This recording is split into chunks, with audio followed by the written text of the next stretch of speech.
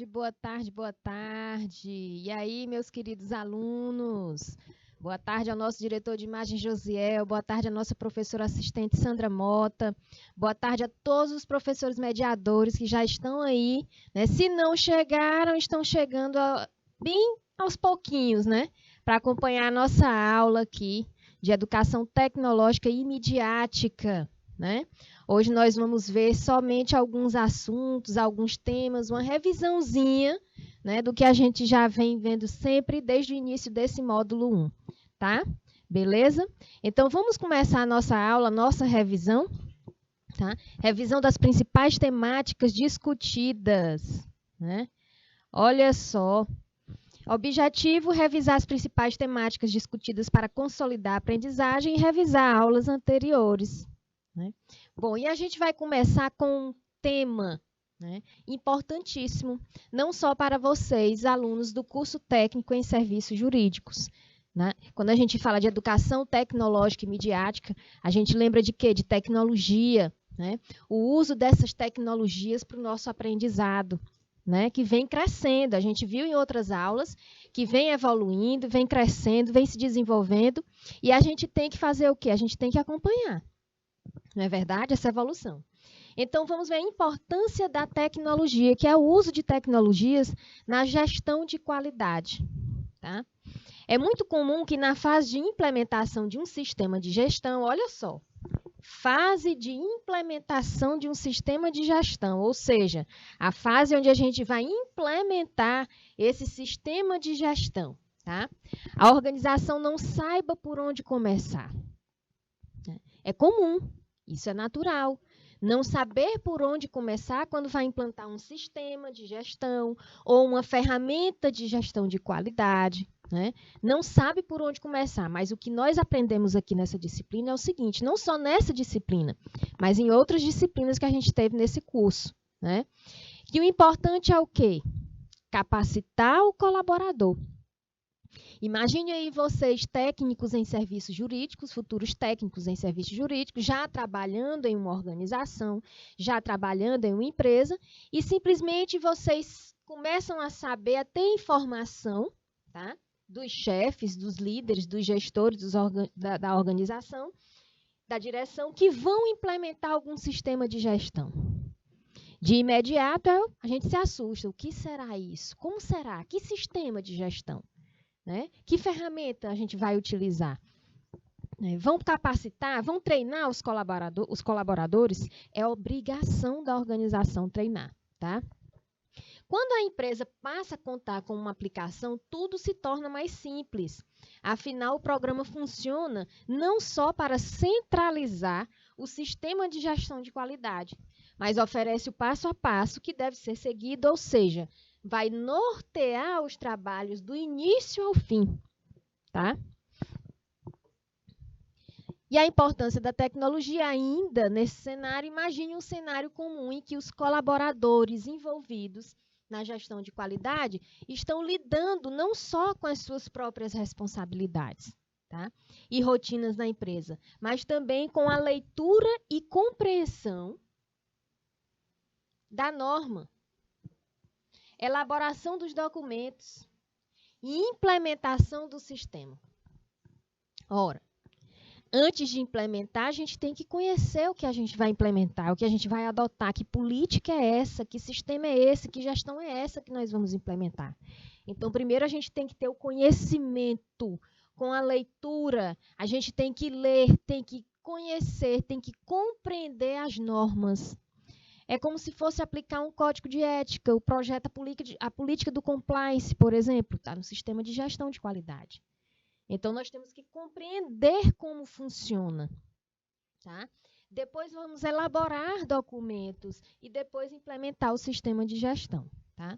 Sem dúvida alguma, esse é um contexto problemático e que não só causa atrasos na implementação, como pode frustrar totalmente a obtenção da certificação. Obtenção da certificação. Como assim, professora? Quer dizer que quando eu vou implantar um sistema de gestão, eu estou querendo o quê? Obter uma certificação. Se eu quero implantar um sistema de gestão, eu quero melhorar aquela minha organização. Eu quero melhorar aquele processo produtivo. Não é verdade? Eu quero uma certificação e para certificar a minha atividade, eu tenho que mostrar que tem qualidade. Então, eu tenho que continuar sempre em quê? Numa melhoria contínua. E melhoria contínua a gente tem num sistema de gestão de qualidade implantado. Beleza? Bom, por isso a tecnologia tende a contribuir muito para dar velocidade e estruturação, tornando o objetivo de alcançar a qualidade muito mais fácil de ser alcançado. Isso, por si só, justifica todo o investimento realizado, pois é quase uma garantia de que a empresa não sofrerá com atrasos, não sofrerá com retrabalhos ou ineficiência. Ora, o atraso ele pode gerar um retrabalho. O retrabalho já mostra por si o atraso. O retrabalho é você fazer novamente aquela atividade. E vai ter gastos de materiais. Se você falha, se você erra, se tem algum dano, tem-se o retrabalho. Então, isso aumenta o quê? O custo. Né? E o que a empresa não quer é elevar os custos. Certo? Conseguiu entender como a tecnologia é importante na gestão da qualidade? Principais fatores. Mesmo que seja uma necessidade premente a escolha de um software de gestão de qualidade, não deve ocorrer sem que haja um estudo de suas características e funcionalidades. Ninguém vai implantar algo dentro de uma empresa, nenhum profissional vai começar a implementar algo dentro da sua profissão sem o conhecimento, sem saber realmente se isso vai trazer qualidade ou não. Uma boa solução é aquela que, sobretudo, se adapta à particularidades da empresa e satisfaz suas necessidades de gestão. Tá? Bom, ainda assim estão listados alguns dos pontos que devem ser levados em consideração na escolha da melhor alternativa. Pontos que devem ser levados em consideração na escolha da melhor alternativa. Primeiro ponto. Ambiente web. Por meio de uma plataforma web, é possível acessar o sistema de qualquer local. E, normalmente, não ocorrem problemas como lentidão ou travamento do software. E, nesse tipo de ambiente, as atualizações se tornam também muito mais simples de serem feitas. Gerenciamento de processos.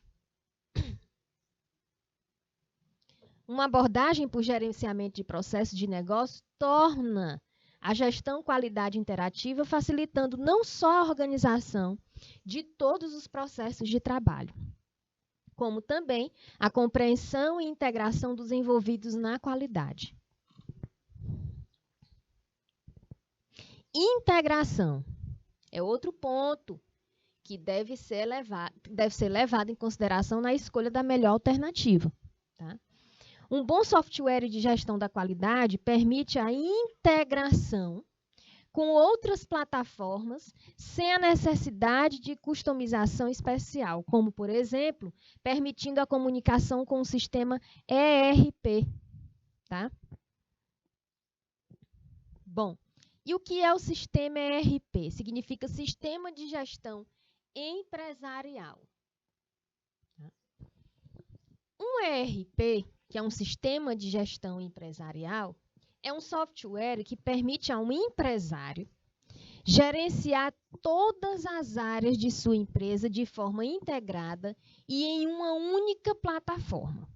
Ou seja, o empresário vai gerenciar tudo, todo o processo produtivo da empresa dele, numa única plataforma. Então, através de uma única plataforma, ele pode gerenciar todas as atividades. Ele pode saber como estão todos os setores. Como é que está sendo a produtividade de cada setor. Um dos objetivos principais dessa ferramenta é a automatização de processos de cada área e o trabalho de forma sincronizada das informações em tempo real. Com o sistema de gestão integrado, olha só, o retrabalho, a duplicidade de tarefas e a dificuldade em encontrar informações relevantes são praticamente descartados da rotina empresarial. É justamente o que a empresa não quer. Nenhum empresário quer. O que, professora, que não quer? O retrabalho, duplicidade de tarefas, dificuldade em encontrar informações. São coisas, pontos que nenhuma empresa quer. Então, isso aumenta a produtividade e o compartilhamento de dados, evitando isso. Tá? Tudo isso permite que as tomadas de decisão da empresa tornem-se muito mais coerentes, seja a curto ou a longo prazo, pois todas as informações ficam concentradas em um só lugar, de forma organizada e segura em uma base de dados confiável. E por que usar esse sistema na minha empresa? Por que as organizações, por que as corporações, por que as empresas querem usar esse sistema? Esse mesmo sistema pode funcionar de diferentes maneiras para cada categoria de empresa, para cada setor, para cada área empresarial, a depender do plano ou pacote oferecido. Tá? Uma coisa é certa. Ele pode ser um dos maiores aliados para o crescimento de qualquer uma delas, sendo ele pequeno, médio ou grande porte. Certo? Bom, micro e pequenas empresas. Para as micro e pequenas empresas, esse sistema de gestão, tá, pode se tornar o primeiro passo para uma organização completa de todas as atividades e dados de uma vez por todas, certo? Muitos dos pequenos empresários têm certa dificuldade em organizar as informações simplesmente porque não acreditam que isso seja necessário. Ainda. Né? Com um baixo investimento, o mesmo empresário pode dar o pontapé inicial, tá, para o crescimento do seu negócio apenas ao organizar suas informações corretamente, certo? E a implementação de um sistema ERP pode garantir muito mais tempo para pensar na melhor estratégia de evolução, já que todos os dados corretos estarão facilmente em mãos. E, além disso, torna-se mais fácil o quê? Conquistar eficiência e produtividade nos seus processos. Médias empresas. Para as médias empresas, já contam com um pouco mais de complexidade, né? Olha só, deixa eu ver aqui o chat, porque eu não estava vendo o chat, né, pessoal? Deixa eu ver quem está aqui no chat, a professora Sandra, né, do início do boa tarde, Itainópolis, né? Quem mais? Maria do Socorro Freire de Abreu Souza, tem mais gente aí? José? Não, né? Beleza. Sejam todos bem-vindos, tá, pessoal? Bom, continuando aqui, isso ocorre porque com o sistema ERP, muitos processos manuais são eliminados, tá? E as tarefas ficam automatizadas. Bom, ou seja, a garantia dessas informações são geradas com mais rapidez, de forma mais completa, né, e precisa, e com processos mais eficientes devido à integração dos setores, certo? E o planejamento estratégico se torna muito mais abrangente para a sua empresa, né? Aí, se já é importante o planejamento estratégico na empresa, aqui na adoção, na implementação do sistema de ERP, né, o planejamento estratégico se torna muito mais abrangente. Né? Nas grandes empresas, os softwares mais utilizados nas grandes empresas são aqueles que, de alguma forma, né, transformam o trabalho pesado e complexo do dia a dia em operações mais simples, certo? E eles conseguem realizar isso através de um background completo de inteligência artificial para que todas as demandas sejam atendidas de modo completo e eficiente. Muitas empresas maiores optam por um ERP mais robusto e cheio de funcionalidade, tá? Porém, um bom sistema não necessariamente precisa ser o mais complexo. E lembre-se que muitos ERPs possuem extensões que podem completar a base do seu sistema, né, de maneira mais simples e com as mesmas funcionalidades. E olha só o sistema ERP, né? Exemplos dos módulos básicos de um ERP são emissão de notas fiscais eletrônicas de produtos e serviços, controle financeiro, produção, compras, gerenciamento de estoque, né? Gestão comercial e PDV online. E olha só aqui a produtividade. Isso aqui é um exemplo, né? Um módulo básico de ERP, tá? Então, esse sistema de gestão de ERP, ele engloba aqui todos os processos da empresa, certo? Como a tecnologia tem revolucionado a gestão jurídica? E aí a gente entra já na parte de vocês, né, do curso técnico e serviço jurídico, já na área mesmo, especificando, né, a área de vocês. Essa tecnologia tem revolucionado a gestão jurídica, né? A tecnologia ela tem revolucionado todos os setores, todas as áreas, certo? Não é novidade para ninguém que a tecnologia está evoluindo rapidamente e moldando diversos setores. À medida que mais dispositivos e inovações se tornam disponíveis, como oferta de melhorar negócios de todos os tipos, os setores mais tradicionais também estão percebendo a importância de quê? Abraçar a tecnologia e atualizar seu próprio negócio. Quando fala abraçar a tecnologia, é simplesmente fazer uso dessa tecnologia, implantar na sua empresa, certo? E atualizar o seu negócio, melhorando constantemente, tá? Bom, no mundo jurídico não é diferente. Quando se trata de construir um escritório de advocacia de sucesso, né, é importante adotar mudanças para adaptação constante ao mundo que estamos vivendo. O cenário da tecnologia jurídica, na maioria dos setores, né, estamos vendo a tecnologia ter um impacto na maneira como os processos de rotina são feitos, né? Antigamente, tudo era registrado fisicamente, né? Tinha um livro, um protocolo, ainda tem, né, o livro de protocolo, mas mesmo assim as informações estão lá no sistema.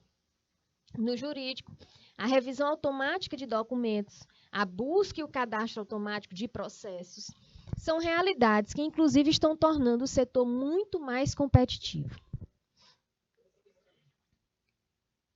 Parte do que está impulsionando a revolução tecnológica no direito, né, é a digitalização da jurisprudência.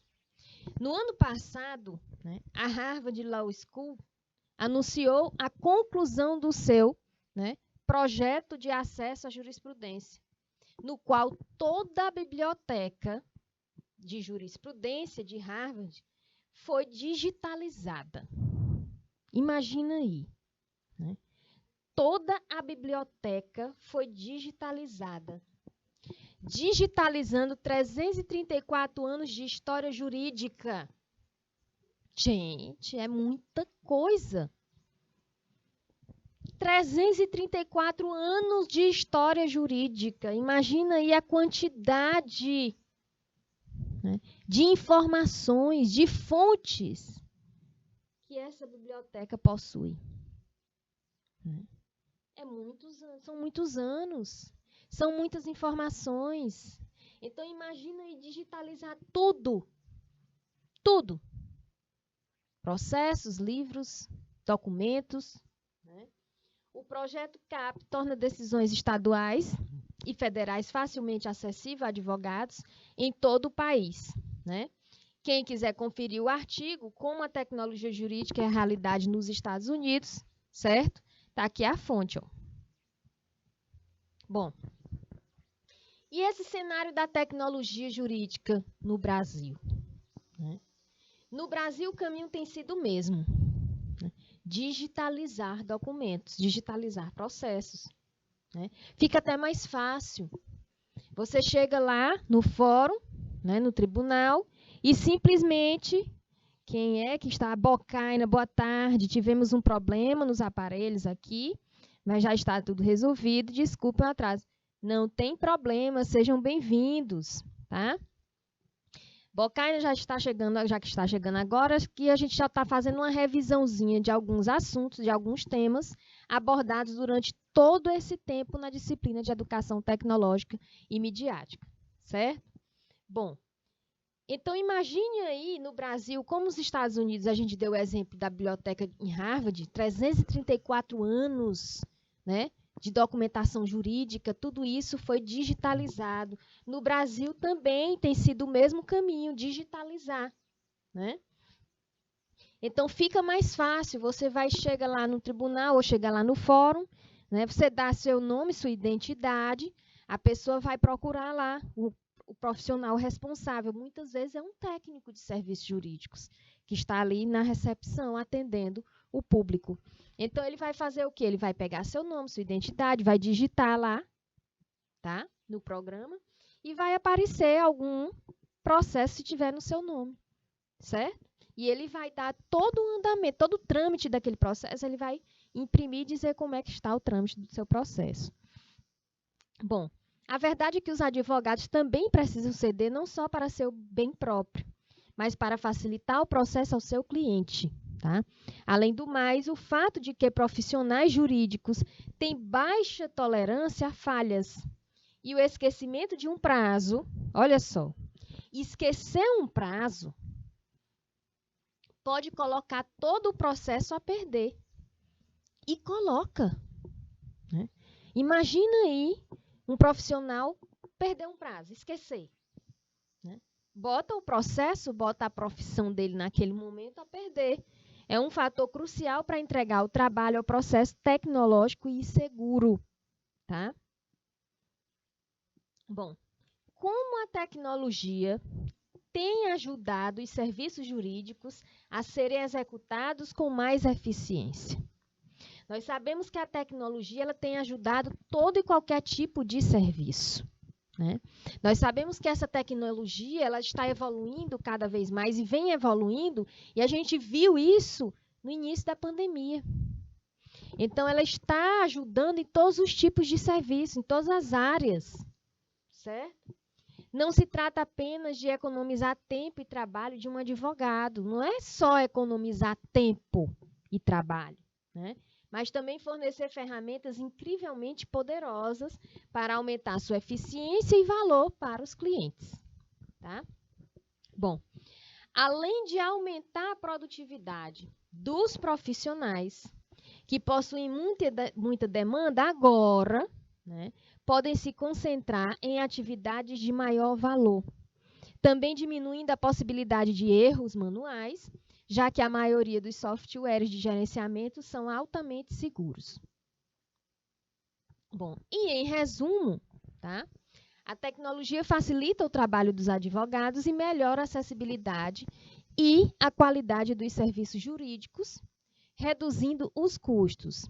E vamos ver de que forma uma gestão tecnológica tem possibilitado ao advogado mais tempo e eficiência. Quando a gente fala assim, a tecnologia tem ajudado nos serviços jurídicos, a gente não só fala nos serviços da advocacia. A gente fala dos serviços em geral, ou do advogado, ou do desembargador, do juiz, ou do próprio técnico em serviços jurídicos. Tá? Então, nós vamos ver de que forma. Primeiro, olha só, uma das formas.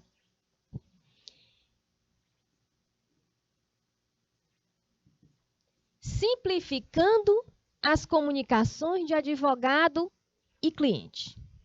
Simplificar essa comunicação do advogado e cliente. Qual advogado não recebe o WhatsApp? Né? Qual advogado não recebe e-mail ou ligação diariamente do cliente perguntando sobre como está o processo ou em que fase está? Né? Então, imagina aí, gente, sem essa tecnologia. Vamos imaginar um advogado e o cliente hoje, tá? Ou qualquer área, qualquer profissão, qualquer setor, mas vamos colocar mais a área jurídica, já que é o nosso curso aqui, técnico e serviços jurídicos, né? Vamos lá. Imagina aí, você querendo saber como é que está o andamento, como é que está o processo, em que fase está, que dia vai ser a audiência, foi cancelado, né? Não foi? Então, contato, e-mail, ligação e hoje, mais rápido, WhatsApp. Não conseguiu pelo WhatsApp? Liga. Né? Quer deixar registrado aquela comunicação? Doutor, eu estou entrando em contato com o senhor, mas eu também mandei um e-mail. Porque deixa registrado que você falou com o advogado. Certo? A tecnologia jurídica normalmente permite que o cliente tenha acesso ao seu processo e possa consultá-lo sem precisar ficar contactando o advogado. Professora, eu posso ver o andamento, como é que está um processo que eu tenho há 3 anos atrás? Bote seu nome na internet. Vocês sabiam disso? Bota o nome de vocês no Google. Testa aí. Se alguém tiver com o celular em mãos, bota o nome aí no Google. Nome completo, o nome de vocês completo. Se tiver algum caso na justiça, algum processo na justiça, alguma ação judicial, vai aparecer, né? O início daquela ação, o fim daquela ação, o que é que aconteceu, quantas vezes, né, foi indicado ali naquela ação, certo? Outra forma, disponibilizando os processos na palma da mão. A questão aqui é que a tecnologia também permite, em muitos casos, que você possa consultar os processos via aplicativo. Tá? Você consegue ter todas as informações sobre ele, certo? E até anexar documentos de audiência, se for necessário. Menos risco de perder papel por aí e mais facilidade disponibilizando informação para além da tela do computador. Né? Quem aí já viu, já veio aqui em Teresina, ou já passou, já conhece, né? Ou em filmes. Em filmes, quando mostra, né, aquela questão, alguns filmes que mostram o setor judiciário, né? Aquelas audiências nos tribunais, aqueles advogados saindo com aquelas mochilinhas, aquelas maletazinhas, né? Aquelas bolsas e com as pastas na mão com o processo, corre o risco de perder aquilo ali, né? Aqueles documentos. Então, é sempre bom você deixar registrado em meio digital. Use a tecnologia, certo? Não quer levar o processo em meio físico, porque é muita papelada, eles usam o quê? Um tablet, um mini computador, para ficar passando ali na hora, vendo como é que está o processo, lendo o processo, certo? Outra forma, facilitando o controle de prazo, software ideal é o que também alerta o advogado sobre novas publicações, né? Intimações e andamento do processo, mitigando a perda de prazo, né? Revelia. Uma calculadora de prazos executa muito bem a função, considerando todas as informações que o profissional precisa, desde feriados a portarias, certo? E, obviamente, esses são só alguns dos itens que a tecnologia trouxe ao mercado jurídico.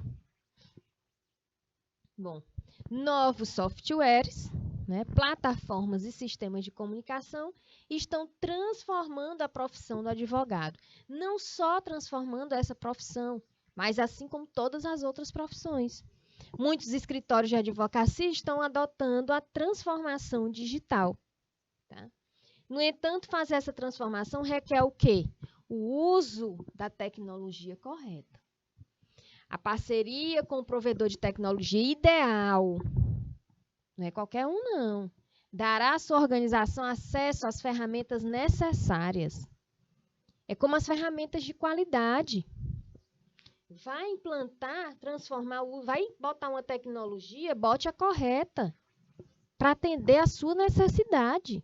Para atender a necessidade não só do seu escritório de advocacia, não só a sua necessidade como profissional, mas também a necessidade do seu cliente.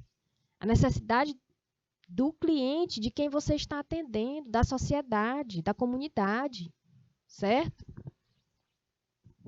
Bom, aqui tem algumas questões, né, que a gente viu também durante as aulas, que eu trouxe aqui só para revisar um pouco, né? Embora o livro didático impresso continue sendo o material de uso mais frequente na prática educativa em todas as etapas da educação básica, os recursos audiovisuais também ocupam um lugar de destaque. Acerca da aplicabilidade do recurso audiovisual no processo ensino-aprendizagem, é incorreto afirmar que seu uso dificulta a elaboração de estímulos. É incorreto, viu, gente? Percepções e sensações ao se fazer a combinação múltipla de recursos. Permite constatar a força da linguagem audiovisual pelo fato de ela chegar simultaneamente por mais caminhos, né? Possibilita explorar a especificidade da linguagem que se quer comunicar, ou admite possibilidade de combinação entre recursos de áudio, visual e humano. Hein? Essas aulas aqui a gente já viu. Deixa eu ver se chegou mais gente aí, né? Ainda não, né? Hoje, dia 28, hoje é dia 28, né? É dia da avaliação, né? Já fizeram? Ou estão fazendo? Né? Bom, isso aqui é bom porque a revisão deve até ajudar, não é verdade? Então, olha só, vamos ver qual é a incorreta. É incorreto afirmar, né, que o uso de processos, de recursos audiovisual, dificulta a elaboração de estímulos. Não dificulta, facilita, né? Percepções e sensações ao se fazer combinação múltipla dos recursos. A segunda questão, o segundo questionamento, a partir do texto, desse fragmento de texto, vamos julgar se o item é certo ou se o item é errado. A tecnologia criou poucas possibilidades para aulas mais dinâmicas. Olha aí. A tecnologia criou poucas possibilidades para aulas mais dinâmicas. Ensinar os estudantes, né, a pesquisar em seus celulares, a usar as ferramentas tecnológicas e a participar de debates de forma digital, não tem contribuído para a obtenção de uma aprendizagem significativa? Certo ou errado? Hein, pessoal? Certo ou errado? Vamos lá? Vocês lembram dessas questões? Lembram, porque sempre era passada essas questões aqui como forma de recapitular o assunto, de fixar o assunto, né? Bom, se a tecnologia cria possibilidades, né, não são poucas, tá?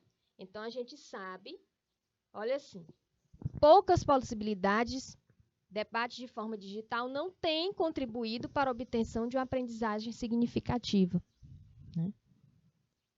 Aprendizagem significativa, a gente procura, né? Agora, muitas vezes é aquela tal coisa, a gente aprende mais ali na forma presencial do que de forma digital. Quantos e quantos alunos não tiveram dificuldade, gente, nessas aulas remotas? Hein? Com o surgimento da pandemia do Covid, o isolamento social promoveu alterações repentinas no processo de ensino-aprendizagem nas escolas brasileiras, né?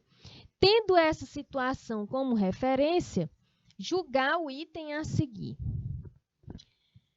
As novas formas de ensino exigiram que os professores descobrissem as potencialidades e as limitações das tecnologias. Certo ou errado? Novas formas de ensino com o uso da tecnologia. Exigiram que os professores descobrissem a potencialidade e limitações. Limitações, dificuldades.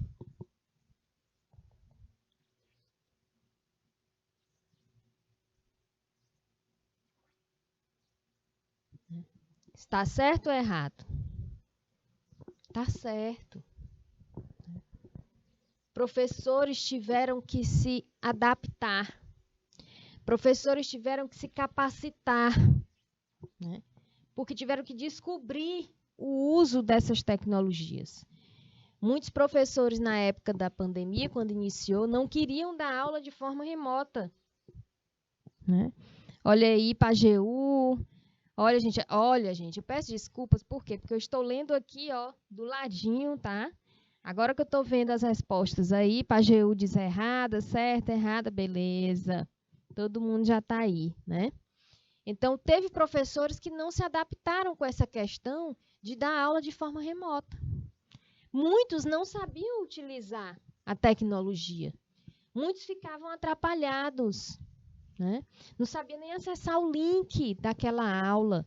Não sabia nem mandar o link no grupo, né, da sala de aula. Isso ocorria muito, né? Muitas vezes eu estava em um grupo onde os professores, o meu professor, na pós-graduação, ele mandava o link para acesso, os alunos acessavam, né? Mas ele mesmo não conseguia. E ele falava, gente, eu não estou conseguindo, eu não sei mexer com isso, esse programa não tem no meu celular, esse programa não tem no meu computador, né?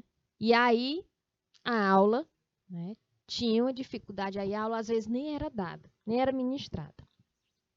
Bom, dentro das aulas também de assuntos que a gente viu aqui durante todo esse módulo, na disciplina de Educação Tecnológica e Midiática, um assunto também que levou à nossa interação, né? A gente interagiu muito, que foi nesse tema, o que é a liberdade de expressão, né? Liberdade de expressão nos novos meios de comunicação, lei, evolução, importância e limites. Foi um tema, né, que a gente teve grande interação durante a aula, certo? O que é liberdade de expressão? A gente viu que essa liberdade de expressão, com o uso da tecnologia, com o uso de redes sociais, com o uso de meios de comunicação, de mídias sociais, essa liberdade de expressão foi se transformando em liberdade de ofensas. A gente falou isso em outras aulas, na aula que a gente viu esse tema. Lembram? O pessoal confundiu a liberdade de expressão com liberdade de ofensa. A liberdade de expressão não quer dizer e nem te dá o direito de você ofender alguém em rede social. De você ofender alguém, né? Seja um irmão, seja um pai, seja uma tia, seja um parente, seja um companheiro, né? Ah, eu estou falando isso porque eu sou verdadeiro. Eu tenho direito de falar. Todos nós temos direito de falar. Mas muito cuidado, tá? Nós temos que ter muito cuidado, cuidado redobrado hoje, certo? Bom, liberdade de expressão é um conceito que prevê o quê? A gente tem a liberdade de se expressar. Então, a oportunidade de uma ou mais pessoas expressarem suas ideias sem medo de coerção ou represálias. Mas existe a coerção e as represálias, né? Porque quando isso passa do limite, quando isso passa realmente da questão de liberdade de expressão, tá? O termo se refere à livre manifestação. Ora, a gente está falando de liberdade, então é uma livre manifestação de diferentes vozes, não importando se concordam ou divergem em alguns pontos, ou discordam umas das outras a respeito de qualquer tema ou indivíduo. É a minha liberdade. É o meu modo de pensar. Mas o meu modo de pensar e a minha forma de expressar, eu não posso desrespeitar, discriminar, mostrar um certo tipo de preconceito com o outro. É a minha opinião, tá? É saber dar opinião, certo? E o engraçado, eu vi semana passada uma matéria né, um estudo onde vários profissionais na área de sociologia e filosofia estavam fazendo uma palestra. Eu assisti na internet. E aí todos chegaram a um ponto comum, né? Sua opinião você só dá quanto te pedem. Não é verdade? Eu tenho minha opinião. Eu pedi? Se você estiver num ambiente, numa roda de amigos, e começar a falar, e alguém falar alguma coisa para você, né? Se a pessoa falar assim, e aí, Una, fala alguma coisa, fala a tua opinião, aí sim, né? Eu vou falar, porque estão pedindo a minha opinião. Aí depois passa a conversa, tu ficou calada, eu fiquei calada, mas a minha opinião eu tenho, eu fiquei calada porque não pediram. Mas se pedir, eu dou. Tá? Beleza? Bom, essa é uma das razões porque a liberdade de expressão é premissa para qualquer governo democrático na atualidade, né? Obviamente, ter liberdade para mostrar, liberdade para publicar ou difundir os pensamentos não significa que isso possa ser feito sem respeitar alguns limites. É lógico que a gente vai ter a liberdade de se expressar, a liberdade de escrever algo sobre alguma publicação, né? Mas a gente não pode exceder o quê? Os limites. A gente não pode passar dos limites, a gente não pode desrespeitar. Certo? Maurício José, boa tarde, seja bem-vindo. Entenderam? Olha só. Tem muitas pessoas que gostam de escrever muitos pensamentos, ou então compartilhar matérias, né? Acontecimentos. E quando vai compartilhar em rede social, sempre bota um comentário, né? Um comentário próprio, certo? Se você está botando ali seu comentário próprio naquela publicação que você compartilhou, naquela publicação que você, né, comentou, é a sua opinião. Se você deixou ali e publicou, é porque não adianta reclamar se um amigo vai comentar ou não. Seu amigo viu que você publicou, seu amigo vai falar alguma coisa, né? Então, é a liberdade. Se você não quiser ninguém comentando, não posta. Ou então configura para aquela postagem não ter comentários. Pronto, você está botando na sua rede social só o que você pensa, sem pedir a opinião de ninguém. Tá? Agora, a partir do momento que você coloca, né? Tiago, boa tarde. Juan Gustavo, boa tarde, sejam bem-vindos. A partir do momento que você publica algo, né? Deixa ali com acesso a todos os seus amigos da rede social, cada um vai ter a liberdade de se expressar sobre aquilo que você postou. Não adianta reclamar. Agora, detalhe, não pode exceder do limite. Você vai escrever a sua opinião, você pode escrever sua opinião que você pensa sem ofender o seu amigo, ofender o seu colega, tá? E respeitando a opinião dele, certo? Para viver bem em sociedade, é essencial estar atento a declarações que possam, por exemplo, ofender as preferências, origens e o estilo de vida de outros indivíduos. Tá? Dada a sua relevância, a liberdade de expressão possui lugar na Declaração Universal dos Direitos Humanos da Organização das Nações Unidas, documento que norteia a garantia de direitos e liberdades fundamentais para todos. Pessoal, é tão interessante essa questão de rede social, de mídias sociais. Olha só, vocês viram no Fantástico, eu achei interessante isso aí para falar aqui nessa questão de liberdade de expressão. No Fantástico mostrou agora o caso, né, daquela atriz, Cláudia Raia, com 55 anos grávida. É uma bênção. Não é uma bênção? Né? 55 anos. Né? E aí a repórter perguntou como foi a reação do público, como foi a reação dos seus fãs. E aí o Fantástico colocou alguns prints, alguns recortes de alguns comentários de algumas pessoas. Gente, ela estava colocando ali na rede social a felicidade dela em ser mãe aos 55 anos e já tendo um casal de filhos já adultos, né? Então, é a felicidade dela. Minha gente, era cada comentário, né? Uma crítica destrutiva. O pessoal criticando por ela estar grávida aos 55 anos. Tudo bem que temos a liberdade de expressão. Ficava melhor você simplesmente escrever o quê? Parabéns, que bênção, né? Que essa gravidez seja saudável, que a criança venha com saúde. É isso que a gente espera das pessoas, mas sempre tem aquelas outras pessoas que fazem comentários destrutivos, né? E ela simplesmente agiu de boa, tá lá os comentários. Tem comentários bons, tem comentários ruins, é a chamada liberdade de expressão, cada um tem a sua maneira de pensar, mas desde que não ofenda o outro, né? Quem está grávida é ela. Quem vai comprar um enxoval é ela. Quem vai gastar é ela. Ela que vai ter que fazer o acompanhamento. Não é aquela pessoa que está fazendo um comentário destrutivo, não, que não tem nada a ver, né? Mesmo caso, recentemente eu vi numa rede social um casal de amigos, né? Onde a moça está grávida, né? A menina está grávida, e eles são muito alternativos, né? E eles fazem o uso da maconha, né? E aí, muita gente comentando e falando que ela não pode fazer uso porque está grávida, por isso, por isso, por isso. É uma opinião.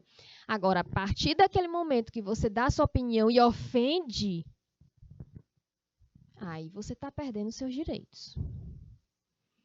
Se você dá a opinião e ofende aquela pessoa, você perde totalmente os seus direitos. Certo? Então, vamos ter cuidado com opiniões, com a liberdade de expressão que cada um de vocês aí tem, mas pensem antes de escrever, pensem antes de publicar, né? A gente tem que pensar. Tem gente que fala assim, pois se eu viver num ambiente, ou se eu conviver com uma pessoa que eu tenho que pensar antes para falar, não vai dar certo. Vai. Né? Se coloque no lugar do outro, ouvindo aquela opinião. Não é verdade? Bom, em seu artigo 19º, o texto afirma: todo indivíduo tem direito à liberdade de opinião e de expressão. Todo indivíduo tem direito. Eu tenho direito, meu diretor de imagem tem direito, a professora Sandra Mota tem direito, né? O Juan, o Maurício, o Tiago, né? Os alunos e professores mediadores de Pajeú, de Baixa Grande do Ribeiro, de Barras, todos têm direito à liberdade de opinião e de expressão. Tá? O que implica o direito de não ser inquietado pelas suas opiniões e o de procurar receber e difundir, sem consideração de fronteiras, informações e ideias por qualquer meio de expressão. Detalhe, nós temos a base nisso. Mas não podemos ofender, tá? Que opinião é essa? Que expressão é essa sua? Você só sabe dar opinião ofendendo? Você só sabe fazer uma crítica derrubando o outro? Diminuindo o outro? Então fique calado. Porque você perde a sua razão. Você perde o seu direito. Liberdade de expressão no Brasil. O histórico da liberdade de expressão no Brasil tem uma série de reviravoltas, né, para chegar ao estágio atual, em que esse é visto como um direito fundamental necessário à dignidade humana. Né? Pessoal, é tão interessante essa questão de liberdade de expressão, né, que eu passei por uma agora. Né? Olha só, não sei se vocês perceberam, né? Eu estou de visual novo. Né? Cheguei aqui no canal, estou de visual novo, cortezinho de cabelo curto, né? Fiquei mais novinha. Dizem que eu fiquei mais novinha, né? Não sei, né, Josiel? Né? Meu diretor de imagem disse que eu estou uma gata, né? Por causa do cabelo curto. Então, cheguei aqui, muita gente, tá lindo, tá ótimo, o corte perfeito, combinou e tal. Então, liberdade de expressão. Mas quando eu cortei o cabelo, que eu botei a foto no meu perfil de WhatsApp, com o cabelo cortado, né, na minha rede social, com a foto do cabelo cortado, a mesma foto do WhatsApp, né? Olha só. Uma pessoa, olha a professora Sandra Mota botando aí top.